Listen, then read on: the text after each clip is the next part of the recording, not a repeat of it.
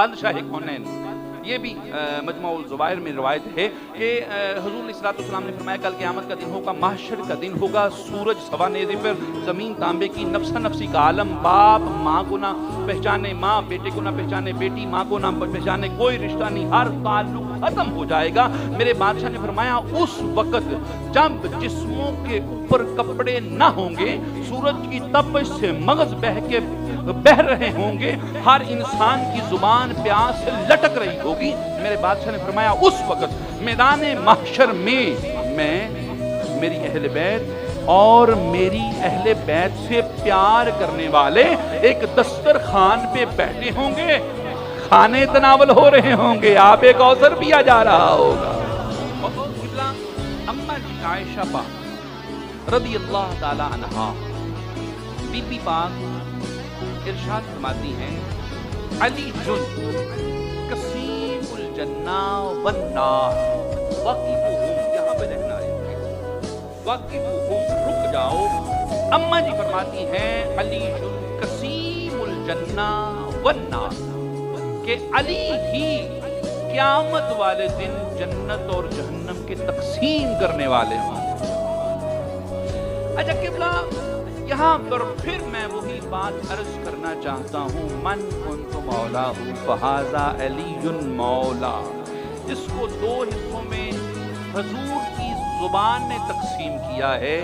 من کنت مولا ہوں، من کنتم، جس کا میں مولا ہوں، پیدائش سے لے کے محشر تک سارا نظام من کنت مولا، من کنت مولا، من کنت مولا کا نظر آتا ہے.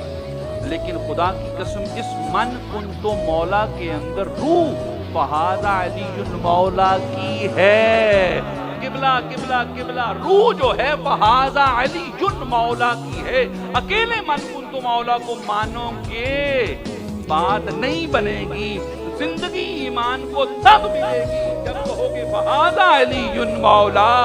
اس لیے قبلہ، اس لیے ذہن میں رکھیں، صرف اقرار توحید کرنے سے، صرف اقرار رسالت کرنے سے، صرف نیک اعمال کرنے سے، روزے رکھنے سے، نمازیں پڑھنے سے، حج کرنے سے، زکاتیں دینے سے، بڑے بڑے چینل بنانے سے، امامیں باندھنے سے اور اپنی جیبوں کے ساتھ مسواکیں لٹکانے سے، میں کہتا ہوں مسواک چھوڑ کے پورا درخت جیب میں ڈال لو. تم کروڑوں مسجدیں بنا لو، زمین پہ نہیں سر پہ بنا لو، لیکن علی کی ولایت کا اقرار نہیں تو سب مسجدیں درار ہو جائیں گی، فائدہ نہیں ہوگا.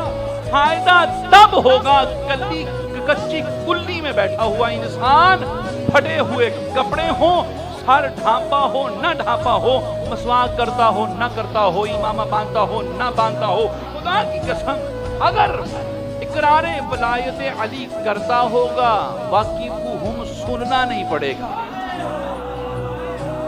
دقت ہوگی. یہ جو واقفہم ہوگا یہ ان کے لیے ہوگا جو متشابہات میں ہوں گے، جو شکی ہوں گے، جن کے ایمان شک میں